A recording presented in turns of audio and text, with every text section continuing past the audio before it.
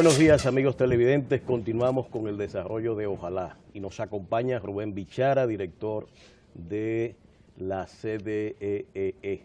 Con él vamos a conversar sobre el tema de importancia nacional como la electricidad. Y quisiéramos iniciar, Rubén, muy buenos días. Buen día a ustedes, gracias queridos amigos por esta invitación tan honorable y que agradezco. Empecemos entonces, Rubén, por lo que está ahora en los medios, el pacto eléctrico que está contemplado en la Estrategia Nacional de Desarrollo. Todos los sectores habitualmente diferentes al pacto educativo se involucraron en aquel entonces y había toda una expresión mediática importante que no estamos viendo en este caso específico, aunque ciertamente este es un tema muy especializado que necesita una ponderación también especial. Sí. ¿Cómo va la discusión en el pacto? Mira, yo pienso que, como señalas, a diferencia del pacto educativo, que tenía, digamos, como propósito fundamental, a mi entender, buscarle un destino y una calidad a la inversión, producto de un presupuesto que se estrenaba con unos montos cuantitativamente superiores, con creces a los anteriores, había que asegurarse que tuviesen un destino aprovechable. Entonces, dista mucho de un pacto donde vas a plasmar la solución de un problema que ya le estamos contando más de 120 años en nuestro país. Entonces eso hace que sean dos escenarios diametralmente opuestos. En el caso del pacto eléctrico, como he dicho en reiteradas ocasiones, si hay una virtud que se le puede atribuir al pacto es que debería blindar los proyectos del sector eléctrico, que todos sin excepción son proyectos de mediano y largo plazo. O sea, hay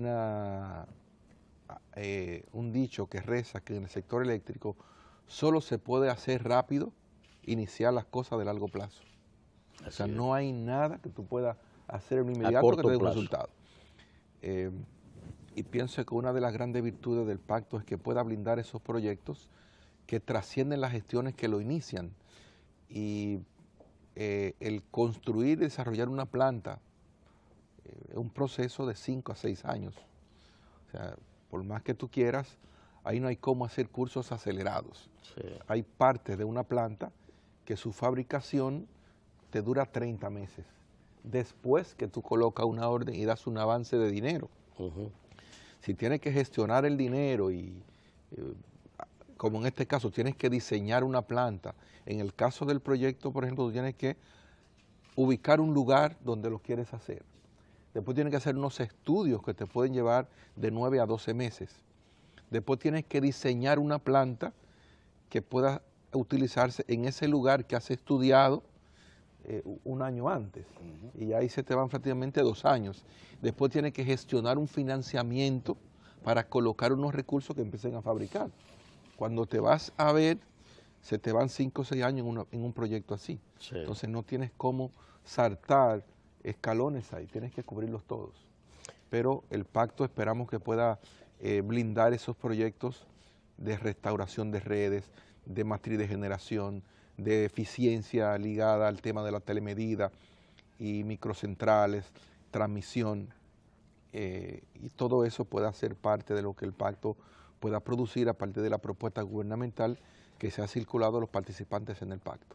Rubén, una parte de la población tiene la idea de que el gobierno trazó la pauta del proceso no solo que conducirá al pacto mismo, sino de todo lo que tiene que ver con el negocio eléctrico a partir del tema de las famosas plantas a carbón, y que fue puesto sobre la mesa como un factor desencadenante y determinante de los términos finales del famoso pacto. ¿En qué medida esto, como dicen algunos sectores, incluso se hizo a partir de una respuesta medioambientalmente perjudicial. Recientemente vimos un experto, un técnico extranjero que vino y plantea esto como una especie de disminuir la viabilidad o la pertinencia de haber tomado esa decisión. Mira, es interesante, sí, cuando uno escucha, ¿verdad?, estos expertos, como los traen y los catalogan, que te dan una serie de juicios de valor incluso tan distante de la realidad. En el caso al que hacemos referencia, tú dirás, bueno, pero ¿cómo es posible que una persona que viene de un país donde en este momento hay 1.8 billones de megavatios a carbón funcionando? 1.8 billones de megavatios a carbón funcionan en este momento en Estados Unidos. Y un 45% de su energía la producen en base a carbón mineral. Pero además, son los que están fabricando nuestra planta. La fabrican, la usan, la emplean Son las que y comercializan esa energía. Están fabricando la planta nuestra. Entonces tú dices, bueno, pero ¿cómo es posible que una persona así tenga la cachaza de venir a plantear algo así a este país? Pero, y tiene quien nos escuche y tal vez confunde a alguna gente, pero es penoso, ¿no? Porque nosotros no estamos, no es que seleccionamos una planta así por gusto. El país tiene una necesidad. Hemos tenido en las últimas décadas una diáspora de empresas que han salido del país o han sacado su proceso productivo, su manufactura. ¿Qué conlleva eso? No es solamente la incomodidad, el que crea, la irritación que crea los cortes de servicio energético en las casas, en los hogares, en las fábricas, es que cuando un proceso productivo se va del país, se lleva consigo conocimiento, trabajo bien pago, la posibilidad de darle un empleo a un profesional recién graduado que no encuentre un espacio para desarrollar sus conocimientos. El país no progresa a la velocidad que podría progresar, entonces tu capacidad exportadora se reduce al máximo, entonces no tienes cómo responder a esa creciente demanda de empleos, producto de que tu desarrollo se ha ido fugando del país debido a los altos costos de la energía. Entonces, yo pienso que teníamos un compromiso. ¿Cuál era? Buscar una forma de ampliar y diversificar la matriz. Duramos 2 años buscando gas natural licuado. Al día de hoy seguimos todavía buscando ese gas natural que no aparece, al menos a precios competitivos. Y cuando dijimos que el tema fundamental es, primero trazamos un plan en 3 ejes, cambio de matriz de generación y ampliación, la reducción de pérdidas necesaria, fundamental, y una eficiencia de gestión acompañado de inversiones urgentes en la transmisión. Pero decíamos y decimos que el paso fundamental es el cambio de matriz y su ampliación. Y la demostración mayor es que la simple baja del precio del fuel en estos momentos le permite al país ahorrarse $500 millones en este año. O sea, se lleva la mitad del subsidio de paro. Sí. Solamente la baja en el costo de generación por el combustible. Entonces no estamos diciendo algo que soporte que el que tenga duda la siga teniendo.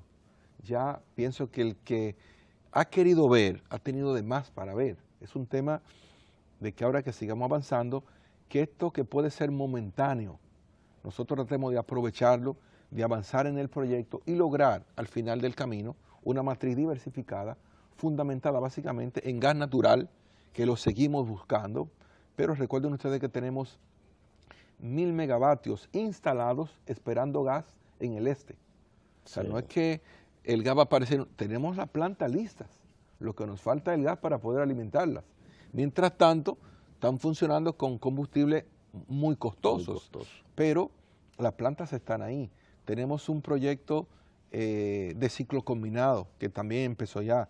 Tenemos Punta Catalina, tenemos un incentivo a las renovables que tenemos casi 400 megas ya en fase contractual. Entonces, lograremos un parque diversificado, pero sobre todo preparado para cuando salga una planta, porque aquel desperfecto, tener cómo sustituirla igual de bajo costo. O sea, nos estamos preparando para un servicio y un parque que pueda rendir al país un servicio eficiente, continuo y a buen precio por los próximos 30 o 40 años.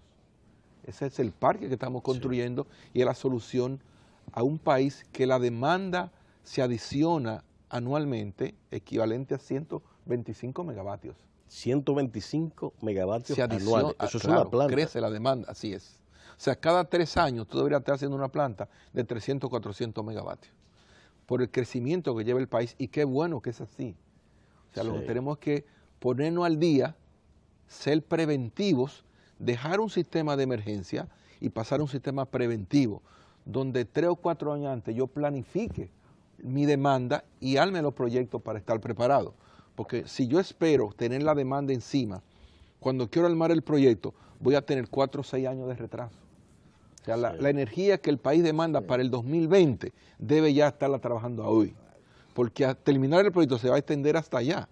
Cuando llegue el 20, yo debo tener preparados los proyectos que me demanda de aquí hasta allá el crecimiento de energía. Entonces, que algún día, y creo que es el momento oportuno, dejemos la improvisación, la inmediatez y trabajemos a largo plazo para tener un país en un desarrollo y un progreso constante.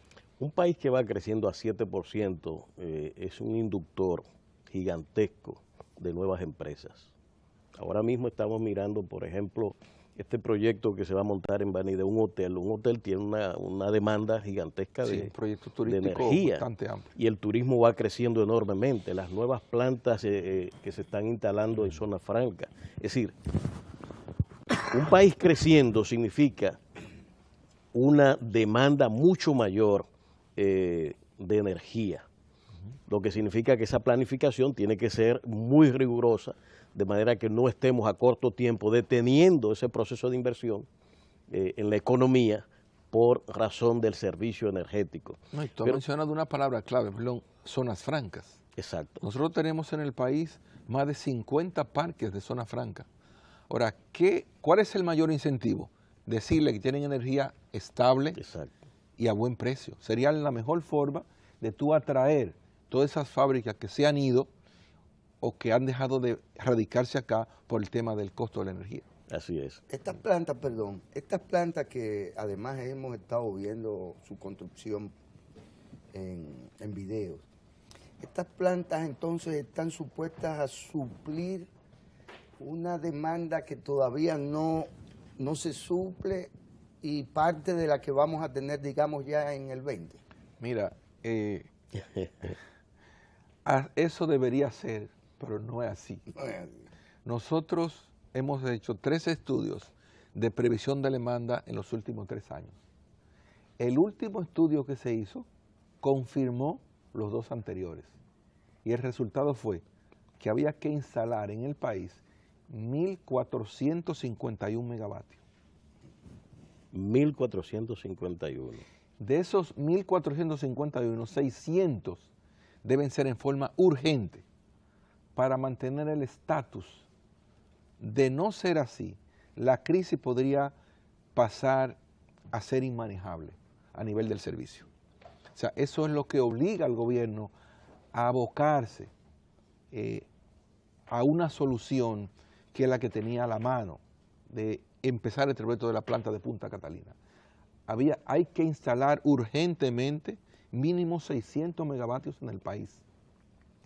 Pero después de esos 600, hay 800 y pico que deben ser instalados también. Eso es lo que dan 3 estudios hechos uno detrás de otro. Son 2.2 megas. Entonces es necesario que sigamos trabajando arduamente. Este proyecto de Punta Catalina deberá estar listo a finales del 2017. Si continuamos ese ritmo que llevamos, ese cronograma, hasta ahora no se ha variado absolutamente nada. Vamos trabajando según lo programado y ojalá podamos mantenerlo así. Y si es así, Dios mediante, a finales del 2017, esas plantas podrán estar operando ya para el sistema. La inversión extranjera en este esquema de desarrollo y del propio pacto eléctrico, ¿en qué medida el Estado puede seguir asumiendo, digamos, esta vanguardia? ¿Hasta qué punto es conveniente incluso que lo haga? Mira, el proyecto de Punta Catalina, para darte un ejemplo de retorno de inversión, es un proyecto que se recupera en aproximadamente 4 a 5 años.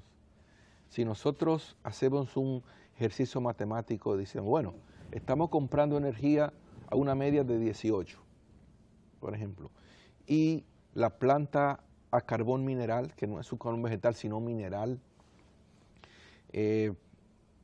podrían producir a un precio que no llegaría a 11 centavos.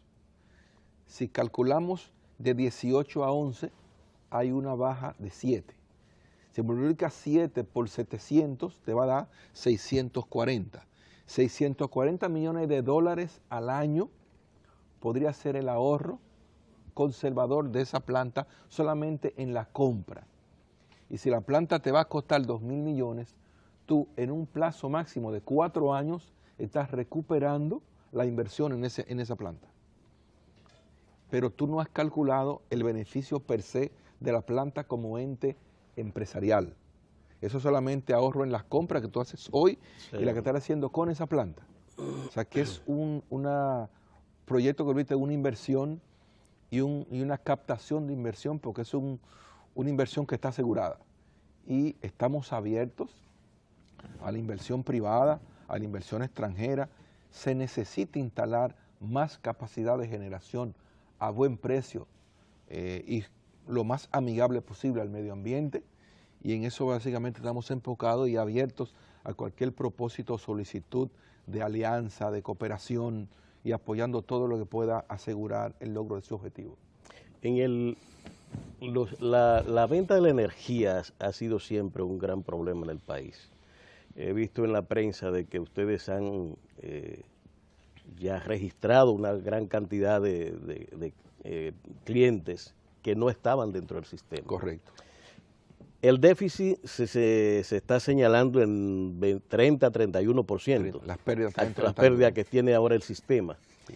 ¿Cómo incide el servicio de venta, compra y venta de energía en ese déficit? Sí.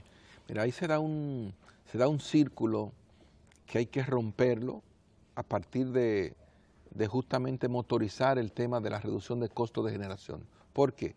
Tú tienes un sistema energético con mucha inversión atrasada. Tienes redes que algunas tienen 60 años que se instalaron. Es como tú regar la manguera de el jardín de tu casa con una manguera que está llena de hoyos. De pinche por todo. Que ya la manguera puede tener 10 o 12 años ahí. Por más que tú trates de ponerle goma de esa de que usamos, de tubo, ¿verdad? Se te pierde mucha agua. Entonces tú tienes que cambiar esa manguera. Sí. Ahora, para cambiarla necesitas recursos. Pero en el sistema eléctrico tú tienes una factura de generadores que no puedes completar al mes para pagarle a ellos. Que tú apenas puedes honrar con recursos propios un 40% o un 30% de esa factura. El 70% restante tienes que dártelo el gobierno. Entonces tú no tienes excedentes para invertir en rehabilitación de redes. Con procesos como este de reducción de los costos de compra, tú podrás tener dinero suficiente para invertir en cambio de redes y rehabilitación, o buscando préstamos, que es lo que hemos hecho últimamente, préstamos internacionales. Entonces, nosotros aspiramos a que ese trabajo gradual, progresivo, de rehabilitación de redes que hemos estado haciendo, nos permita seguir reduciendo las pérdidas. Pero es un tema de inversión. ¿Qué por ciento interviene las redes en sí? ¿Y cuánto interviene la morosidad de los clientes o el no pago o que no estoy dentro del sistema? Mira, ahora mismo, de la energía que se factura, el 96% se cobra. De la que tú logras facturar, claro, de la que logras facturar. Y de esa energía que tú facturas, al día de hoy hemos logrado telemedir el 65%. Eso ha sido un avance enorme en términos de eficiencia, lo que se ha ido logrando.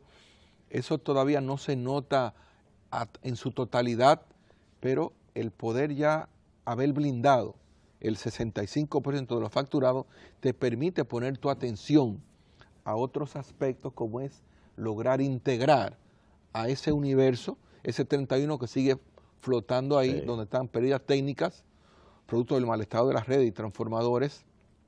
A veces ustedes ven 100 cables conectados a un transformador que tal vez tiene solamente capacidad para 50. Sí. ¿Pero por qué? Porque no tiene otro transformador, ni tienes con qué comprarlo. Entonces el transformador se te explota, te oyen el boom por ahí en el vecindario, y un transformador que tiene sobrecarga, pero no hay cómo sustituirlo, porque significa dinero. Tienes que instalar medidores, que un cliente te pide un medidor y tienes que durar tiempo para ponérselo porque no tienes el millón de medidores todavía que hogares demandan y no tienes cómo ponérselos. Redes muy vulnerables, que alguien no pague el servicio, tú vas y le cortas, pero cuando tú te retiras vuelve y se conecta de nuevo porque con una simple escalera tiene las redes a su alcance. Sí. Entonces, pero cuando la brigada va a cortarle, te cobra por irle a cortar. Luego te cobra por una reconexión. Todos esos costos derivados de la operativa del negocio te hacen que sea inviable sin unos recursos para rehabilitar las redes. Entonces, el camino sigue siendo la reducción de costos de generación como forma fundamental, paralelamente seguir trabajando la reducción de pérdidas y la eficiencia de gestión y transmisión, y la trabajamos también en paralelo. Rubén, en esa misma perspectiva, ¿contempla la estrategia gubernamental la descentralización? Y sostengo un poco la pregunta.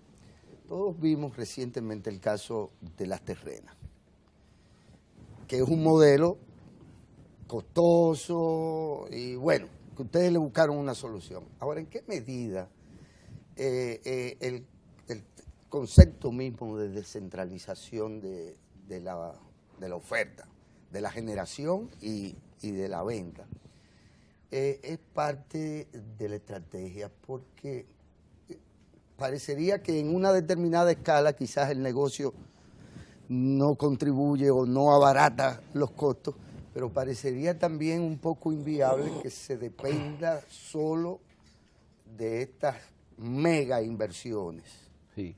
Mira, el caso de Las Terrenas es un caso que lamentablemente tal vez la población, y aprovecho la inquietud tuya para aclararlo, no ha entendido plenamente la situación. Imagínate, en sentido general, el país está conectado al sistema eléctrico nacional.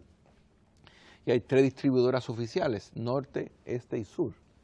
Esas distribuidoras subsidian a sus clientes a través de lo que el gobierno les da. Es decir, ningún cliente recibe en su factura lo que cuesta esa energía, porque el gobierno se encarga de poner una parte de ese costo. Ahora, no sucede igual con el caso de Las Terrenas. La Terrena tiene una empresa que le sirve la energía, pero esa empresa no recibe subsidio. Por lo tanto, le transfiere a ese cliente todo el costo de la generación. Ya. Ese es el problema que hay ahí. Entonces esa población recibe una energía mucho más costosa que todo el mundo, cosa que no es justa, porque igual son y la dominicanos paga. igual que nosotros que estamos acá sentados. Y la paga. Y la paga, no tiene opción. Entonces, pero la empresa tampoco puede venderle más barato porque con qué va a comprar lo que le está dando. Exacto. Entonces, es una situación donde ambas partes tienen razones para la postura que han tomado. ¿Qué le toca al Estado? En este caso a nosotros. Bueno, ha habido una intermediación de la superintendencia, de la Comisión de Energía, para buscarle una solución. No va a ser una solución fácil porque hay intereses generados ahí y tú no tienes cómo no afectar a uno de ellos. Pero en el medio está la población, que es la que entonces resulta afectada con el caso.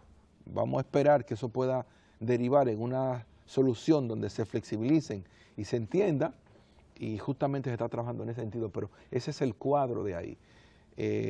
Esa gente no recibe subsidio, por lo tanto, le entra ese costo directo y total de lo que es ese costo de generación, que para darte una idea, mientras nosotros tal vez el cliente trabajamos con un costo de 18, allá hay que hablar de 35 o 40, es casi el doble, porque la generación es realmente a eso que cuesta, porque es una generación en planta con derivado de petróleo, con diésel, con fuel, y es altamente costosa. A diferencia, pero además de que es así, no tiene el subsidio de que gozan las otras distribuidoras. Pero es una integración vertical que tienen en las terrenas, o sea, el generador es quien cobra la energía también. Sí, pero obviamente que el punto es que ese generador tiene que transferir su costo al cliente. Exacto. Porque no recibe subsidio ese ciudadano. Ni está en capacidad de montar una planta más eficiente. Bueno, montar una planta más eficiente, si tú dirás, bueno, lo puede hacer a gas natural.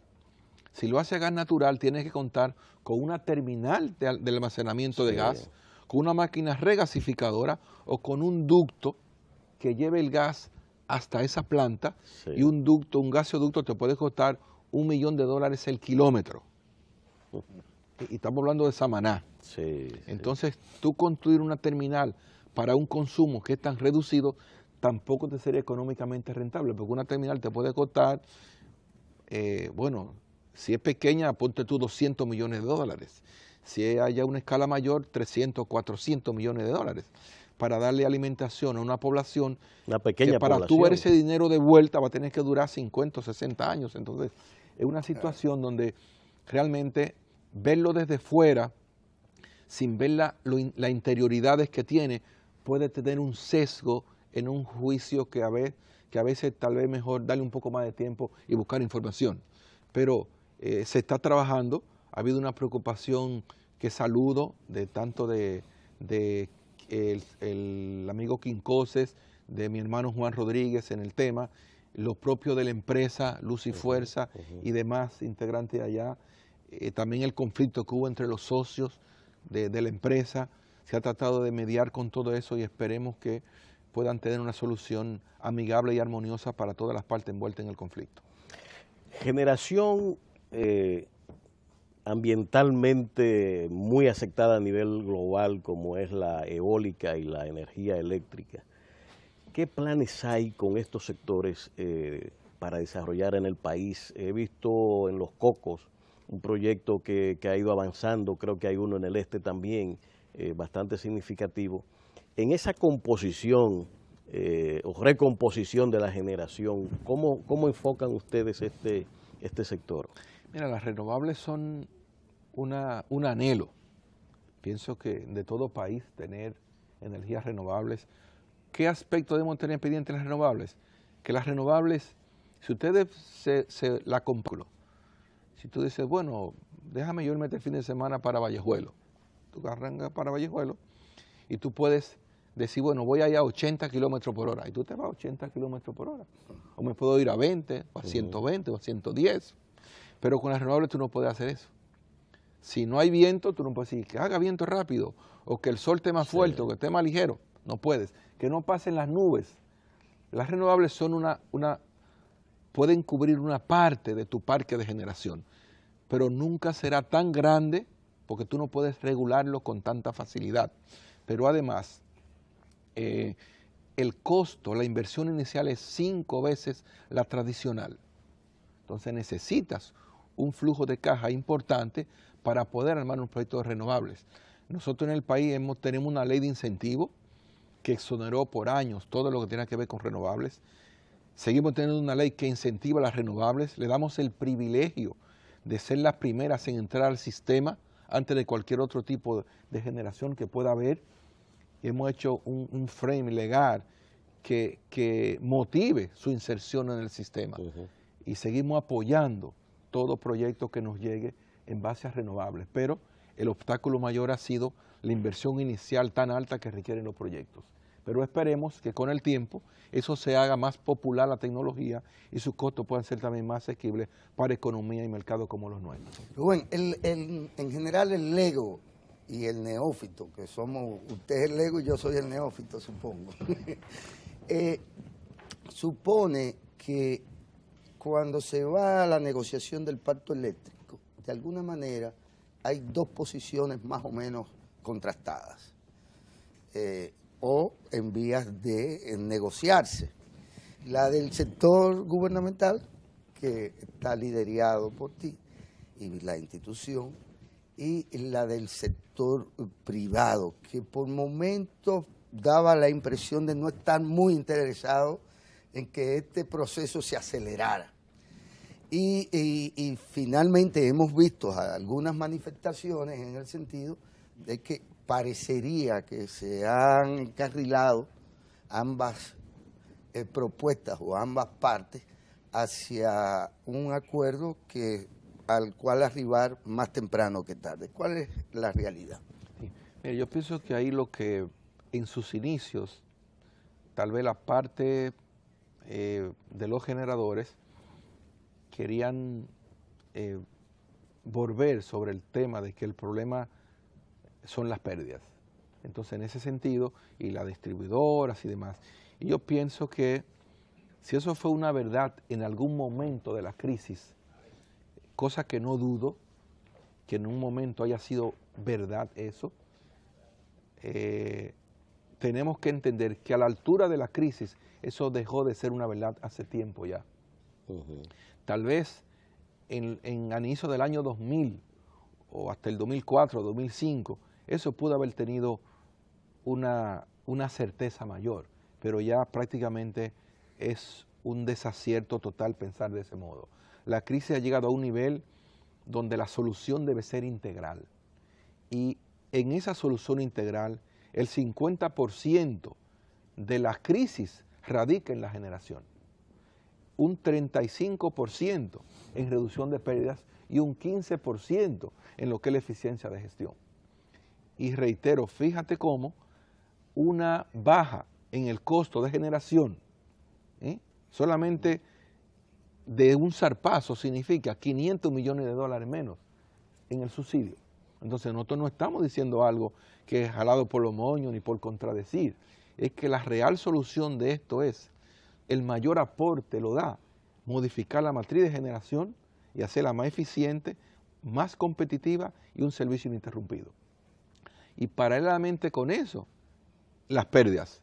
Sí. O sea, pero para nosotros trabajar las pérdidas es un tema ya de inversión que tiene que hacerlo el sector gubernamental, sobre todo porque son empresas públicas, las distribuidoras, y casi nadie quiere invertir en las distribuidoras porque las ve como no rentables. Pero ¿cómo las va a ver rentables cuando en algunos casos venden por debajo de los precios como compran, como el caso de Denorte? Ustedes sabían que Denorte, hasta hace unos meses, tenía que comprar y vender a un precio por debajo de cómo compraba. Entonces no es posible que usted compre a 10 y venda a 8 y pueda ser rentable. Una empresa así a nadie le va a interesar. Tiene que cerrar. Pero tampoco la empresa tendría con qué mejorarse a sí misma, ni actualizarse, ni darse una reposición de lo que se le deteriora, porque no tiene excedente ni un flujo de caja que le permita hacer eso. Entonces, esas dos posiciones pienso que poco a poco se han ido armonizando y hoy todos compartimos que es una solución integral la que el sistema merita y la que se ha estado impulsando desde que se concibió el plan integral del sector eléctrico, fue el que planteamos como una solución sostenible y definitiva al problema. ¿Cuál es hoy el acompañamiento y la participación de algún modo en esta negociación del pacto eléctrico de organismos que durante mucho tiempo incidieron en este tema de manera visible e incluso preponderante? Me refiero al Banco Mundial y me refiero al propio Fondo Monetario y demás organismos internacionales que en algún momento facilitaron recursos, claro que implicaban un nivel de endeudamiento para el país y que por momentos también pusieron unas condicionalidades a propósito de esto. ¿Cuál es hoy también la visión de ellos? Y agregar el tema del Acuerdo de Madrid y los contratos con ese sistema como estaba operando. Miren, yo siempre digo que hay cosas que uno las ve y puede haber un detalle, que cuando tú los realizas, como que todo se te aclara. Y es justamente en lo que ustedes me preguntan. Cuando ustedes ven el tema de los contratos de Madrid, suponga que ustedes tienen un almacén que tiene una demanda de 80 libras de habichuela diaria. Y ustedes contratan un proveedor que él debe llevarles todos los días esas 80 libras de habichuela y hacen un contrato con ese proveedor. y ustedes se comprometen a comprarle a él esos 80 libras de habichuela diaria. ¿Ya? Si ustedes se comprometen por 20 años a comprarle a ese proveedor, ustedes no pueden comprarle a nadie más. Sí. Ya ustedes se comprometieron por todo lo que le están demandando con ese proveedor. Eso fue lo que pasó con la energía. Hubo un contrato de 15 y 20 años donde toda la demanda fue contratada. Un 80, 90% contratado. Entonces, ¿qué iba a ser un proyecto nuevo si se instalaba? ¿A quién le iba a vender? Porque ya toda la demanda estaba contratada. No había espacio para una nueva generación. Por eso he dicho, no es que yo tenga una varita mágica, hay un momentum que me ha beneficiado. ¿Cuál es? Se vencen los contratos y podemos iniciar una nueva negociación y tener, ¿qué es lo lamentable? Que no tenemos un proyecto acabado. Sí. Y hay que volver a engancharse nueva vez con otro contrato, porque no hay opción. ¿Qué opción tenemos? ¿Tenemos un nuevo proyecto? No lo tenemos. ¿Hay una nueva generación instalada para suplir esa? No la hay. Hay que hacer unos nuevos contratos. Con los mismos generadores. Pero ¿qué ventaja hay? Que tal vez podemos hacerlo a 2 años, no a 20, ni a 15, Exacto. ni a 10, a 2. Y sí asegurarnos que esos proyectos se terminen. Asegurarnos nosotros que los proyectos se terminen. Puede que a algunos no le interese que se termine. Pero Claro. tiene que interesarnos a nosotros terminar esos proyectos. E iniciar otros. E iniciar otros. Y la planificación de que hablabas al principio, o sea, tiene que haber una programación de nueva generación con nuevas plantas modernas que nos permita entonces tener una generación barata, vamos a decir. Sí, porque fíjate también ahí, volviendo al ejemplo que les ponía, si ese proveedor de habichuela que ustedes contrataron, ¿tenía él que buscar una habichuela diferente? No, ustedes estaban obligados a comprarle por 20 años, él no tenía que hacer nada más. Si venía otro proveedor con una habichuela más barata y de mejor calidad, ustedes no podían comprársela. La Porque competencia no es un no principio tenían. que operaba en electricidad. No tenían cómo. Ahora, en este escenario, lo lamentable es que no tenemos un proyecto acabado, que iniciamos tardíamente, Sí. pero por fin iniciamos. Y lo que no se inicia, nunca se termina. Entonces, ya iniciamos, lo que tenemos ahora que terminar, contra viento y marea, vientos y tempestades, lo que venga. Catalina no debe detenerse. Así es. No debe detenerse. Banco Mundial, BID, Entonces, ¿cómo inciden esos organismos internacionales, ¿qué opción tenían para trabajar con esto? Solamente proyectos de reducción de pérdidas y mejoría de redes tímidamente. Sí. Porque en generación, ¿qué iban a hacer? O sea, si instalaban una planta, ¿para quién la iban a instalar? Entonces, en este caso, por ejemplo, nosotros terminamos al mes de febrero 82 proyectos de rehabilitación de redes, donde hemos adicionado decenas de circuitos 24 horas en comunidades, donde hemos restablecido cientos de kilómetros de redes, mejorado el servicio, todo eso con fondos de organismos multilaterales. Recibimos 150 millones de dólares en préstamos y tenemos 132 ya aprobados para continuar con esos programas de rehabilitación. Lamentable en este caso que para este año esos fondos estarán disponibles después del mes 8, probablemente. Solo podremos aprovechar 2 o 3 meses este año en los planes de rehabilitación, Sí. en un grado considerable. Mientras tanto, las sedes, haciendo acopio de su ingenio y creatividad, podrán avanzar muy tímidamente, pero con mayor celeridad a partir de esa inyección de recursos tan necesaria para darle continuidad a los proyectos. Más allá pero ahí estamos trabajando Rubén, más allá de que coyunturalmente los precios del petróleo nos permitan reducir casi a un 50% el subsidio, hay un proceso que nos conduce realmente al desmonte del subsidio que liberaría recursos al gobierno central para precisamente invertir en lo que la gente viene En las demandando, políticas sociales. políticas sociales. Claro que ¿Cuál sí. es la proyección? Mira, si nosotros logramos, primero recuerden ustedes, y en estos días leí en la prensa un artículo de un reputado periodista diciendo de las plantas, lo del petróleo ojalá pueda ser eterno. pero hemos tenido reiteradas caídas de los precios que luego se han impulsado nuevamente a la alza, porque el petróleo no es como el gas o el carbón. Claro. Tú puedes contratar el gas por 20 años, el carbón por 5 o 6 años. Con el petróleo eso no se da. Tú puedes lograr una cobertura de precios que tú puedes negociar, pero esas coberturas de precios te pueden costar 100 o 150 millones de dólares al año, un seguro de precios de combustibles. Entonces no se manejan de igual modo. Su volatilidad es totalmente diferente y en términos contractuales son situaciones económicas muy distintas a nivel de contratos. Entonces, con el caso de los precios, nosotros esperamos que se puedan mantener.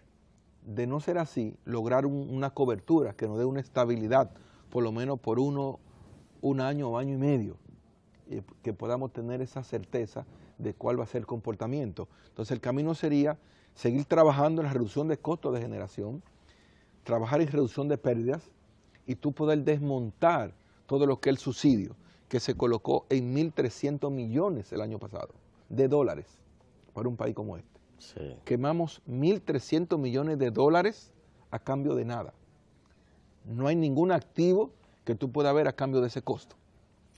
Por eso cuando se critica igual Punta Cardena, pero ¿cómo alguien puede criticar un activo cuando hemos gastado 3 veces ese valor y no tenemos nada a cambio? Claro. Aquí tú estás invirtiendo en un activo que va a tener ahí por 60 años, produciéndole al país. No hay mejor inversión que ese activo que está ahí en propiedad de la población, Sí. donde tú estás colocando ese dinero. Entonces, con ese proceso tú podrás desmontar el subsidio y tocar posteriormente el tema de tus clientes. Esa es la aspiración. Y yo pienso que caminamos, sin lugar a dudas, hacia ese escenario, si logramos una forma sostenida los planes que tenemos. Rubén, cada cierto tiempo sale en la prensa la queja de los generadores de la deuda, que 600, que 700, que 800, y en algún momento llegan a hablar de 1.000 millones que se le deben, de atrasos. ¿Cuál es la situación que tenemos ahora? Antes de que salga en la prensa ellos quejándose. Mira, esa es una canción, digamos, que va a ser eterna hasta tanto no logremos cambiar esa matriz. ¿Por qué? Primero, no se recibe el costo de lo que ellos facturan. Reciben una facturación que en promedio puede rondar los 120 millones de dólares. Mensuales. Eso es lo que cobran la distribuidora. Pero la factura de los generadores se puede montar en 180 o 200. Entonces tú nunca vas a tener con qué pagar esa energía tan costosa. Hay un déficit de 60, 70 millones de dólares. Mensuales. Mensuales. Así es. Por eso cuando tú lo multiplicas al año te va a dar 1.000 y pico. Sí. Esos 1.300 millones, divídelo entre 12 meses y te va a dar un déficit que en algunos casos supera los 100 millones de dólares al mes. Sí. Entonces ese desfase que tú tienes entre la generación, su costo y lo que tú dispones es lo que va generando que esa deuda se te acumula y tú las pagas hoy, pero en un tiempo vuelve otra vez y se te monta encima porque es una deuda que tú no puedes pagar todos los meses, es muy costosa, pero además tiene intereses fuertes. No es que la deuda está ahí, esa deuda genera entre un 7 y un 12% de interés y eso se lo cargan esa factura también los generadores. O sea, todos quisiéramos salir de ella, pero no tienen los recursos para hacerlo. Es una deuda que está bien colocada, entonces, pues 7%. Y cuando tú crees que la has bajado, a los 2 o 3 meses está otra vez allá arriba. Exacto. Entonces, la solución sigue siendo cambiar esa matriz de generación a una plataforma más económica y sostenible para un país como el nuestro, con tantas necesidades y con tan limitadas posibilidades. La entrada de los megavatios previstos con las nuevas plantas, ¿qué situación en términos de facturación nos va a generar tener 700 megavatios adicionales? Así es. A precios mucho mejores que lo que están ahora. Al entrar en el sistema, el Estado tendrá un mecanismo para forzar la bajada de los precios. Sí. Mira, si nosotros tenemos que ser, claro, yo pienso siempre hay que tratar de decir las cosas lo más sinceramente posible, para que la gente entienda y asuma la verdad del principio. Cuando hicimos el estimado de ahorro de Punta Catalina, teníamos un petróleo montado en $100 promedio el barril. Sí. Hoy lo tenemos en tal vez 50, 60. Eso te varía tus cálculos de ahorro. Sí. Pero ojalá el petróleo se mantenga bajando cada vez más. Y nosotros, aunque se nos reduzca el cálculo que hicimos, a la población le conviene que el petróleo siga bajando o que se mantenga bajo, ¿verdad? Ahora bien, en un escenario con el barril de petróleo como el que estaba originalmente, la podemos darse en $100 millones anuales. Como estamos hoy, ponte que sean 300 o 400, sigue siendo muchísimo el ahorro, pero además es muy difícil que por más que baje el fuel pueda compararse con el costo de energía producida con carbón mineral. No carbón vegetal, carbón mineral, porque también algunos han querido confundir. No es un carbón vegetal del que tú logras quemando árboles, es un carbón que se extrae de minas. Entonces es totalmente diferente. Y es una planta con una tecnología moderna, con un control de emisiones, donde hemos incluso iniciado la siembra de 330,000 unidades de caoba, que son secuestradores de emisiones, para lograr un proyecto cero emisiones, inscrito en el protocolo de Kioto, como mecanismo de desarrollo limpio. Hemos tomado todas las previsiones para hacer un proyecto que el país celebre y se sienta orgulloso de él. Con respecto al modelo de separación en el negocio de los generadores de las distribuidoras, ¿cuál es la proyección? ¿Se volverá a un control? ¿Se les entregará en general a los generadores el control de todo el proceso? ¿O esto se prevé que se va a mantener tal cual? Mira, pienso que uno siempre debe estar abierto a cualquier propuesta o idea que pueda ser positiva, novedosa, y en ese escenario la apertura está. Es tal vez difícil que haya una propuesta conveniente para el país y para el gobierno sobre las distribuidoras, porque son empresas que, dado el alto costo a que compran energía y el precio a que la venden, no las hace atractivas económicamente. Tal vez tú no encuentras propuestas convenientes para su adquisición, salvo que quieran que tú, digamos, se las regales. Entonces, si son regaladas, cualquiera las toma, ¿verdad? Pero recuerden ustedes lo que pasó en los años 50. En los años 50 eran negocios privados. ¿Y qué sucedió? Como eran privados, no le daban energía a los barrios, porque los barrios no podían pagarla. ¿Qué hizo Trujillo? Tuvo que nacionalizar el servicio eléctrico para poder dar energía a los barrios, porque el sector privado decía, si no me la pagan, no le voy a dar energía. Y con toda la revuelta que se le armó en los alrededores de la ciudad, no lo soportaban. Tuvo que estatizar el servicio para poder dar energía, y de ahí entonces se crea una cultura de no pago de la energía. ¿Y de dónde viene eso? Fue en el año 54. Por el efecto político que producía. Claro. Entonces de ahí empieza esa costumbre de que en esos sectores la energía no se pagaba.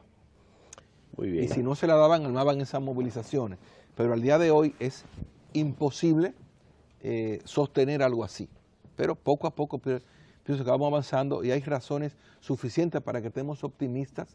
Si es necesario mantenerlos firmes en el proyecto que tenemos y no ceder un metro a ningún chantaje, a ninguna persona que haya visto eso como una oportunidad de hacer dinero, sino que es un proyecto país que debe llevarse a feliz término para la solución definitiva de una crisis que ha afectado tanto a nuestra población. Eso es lo que consideramos. Muy bien, el tiempo se nos ha terminado, Rubén, pero sí quisiera que en algún momento más adelante hagamos un programa especial sobre esta planta de Punta Catalina, que va a representar un cambio, un punto de inflexión en este problema de la generación nacional. Excelente, y desde ya extender una invitación al proyecto para cuando entiendan con Ramón y Lidia que puedan coordinar y estén disponibles para que puedan visitar el proyecto, tal y como lo están haciendo universidades del país, que han ido allá en masa, decenas de estudiantes, a ver las técnicas de ingeniería